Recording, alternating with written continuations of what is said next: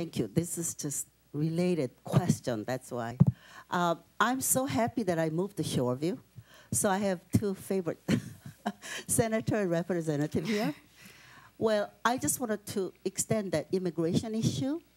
And there is a severe issue of workforce shortage in this Minnesota now it's becoming.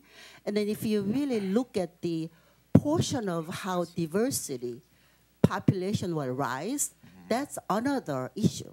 So we're not like a needy, helpless immigrant, and then North Minneapolis people are not helpless people.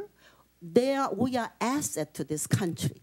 So when you look at the education, you know, we have a great University of Minnesota. I'm so happy that I serve as a Board of Regents for University of Minnesota as the first Asian in 1995. But they treated me like a token, you know, no more tokenism. And we really have to look at this issue of how are we going to live together. You know, I mean, I thought I was just going to retire. I wasn't gonna get involved politically, but really pushed me to do this because I really think our country is going wrong way.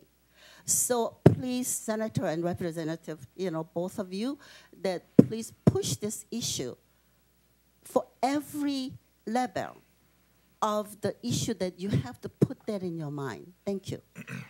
You know, when it comes to the workforce shortage, it's quite astounding. I met with a lot of folks in the last week because we've been talking about this. I'm on the Jobs Committee, and the reality we have is a shortage on just a stunning number of technical areas, and across the state. It isn't just in one spot or one demographic or one job area, but manufacturing and technical work got hit the hardest. As we all know, you've heard me say this a million times. We got rid of tech ed in the high schools and the junior high schools, and we're absolutely paying the price for it right now.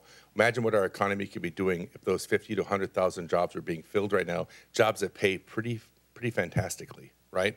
And the problem is we put ourselves in a bad spot, and now we're trying to dig our way out. I've offered bill after bill every session to try to move us closer to that direction, and we're starting to finally get it. It goes back to kind of what Jamie was saying, that the conversations, I call it setting the table. Sometimes I know a bill isn't going to go through, so what I do is I set the table the first year, so the next year when it comes back, people are more versed on it, and now they're ready to go.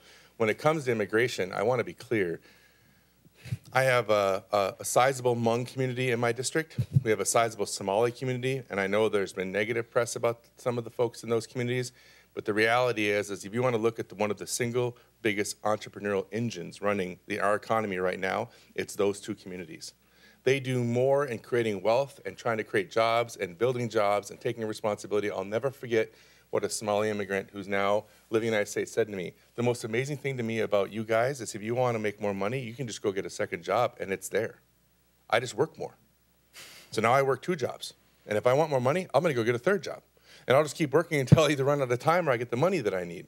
But this idea of that work ethic and that strength is so important and vibrant to our community that we have to be thinking about that as a part of the calculus when we look at how are we going to put as many people as we can into these good jobs. And we're just not doing it yet. And I want to see us use our university system, especially Min-State and the community colleges, which can become regional hubs of enterprise and really helping small businesses. Listen, the Senate a couple years ago passed this great bill, a jobs bill that was meant to help and put people to work, but it really affected the top 5% of companies.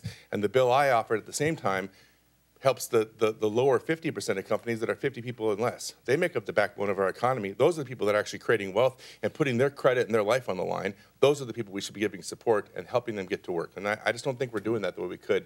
And we're definitely not engaging in some of the best workers I know in diverse communities to help make that happen. So I'll actually two things to that. So one, many of you likely know at this point that that I'm a Native person. I'm an Ojibwe descendant.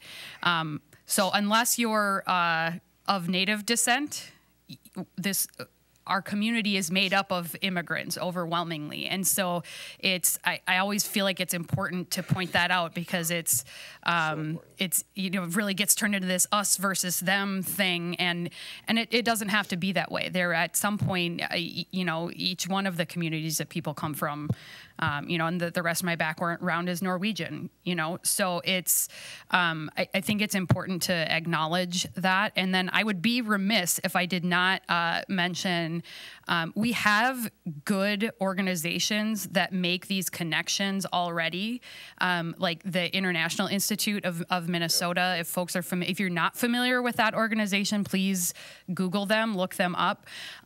So they do the work of helping new immigrants and refugees and connecting them to skills and job training, and they really have a pipeline to different types of jobs where we need the workers. And so we have good programs like that, but we could do more to help them expand and help other programs like that that really can be impactful, especially in our healthcare fields, especially. And then I know there's I think the international, we have a board member from the International Institute here. They're looking at expanding more programs and really being intentional in picking out what fields those are, where those make sense. I also know our building trades programs. They have mandate to go, yeah. They really they want. Aggressively doing it.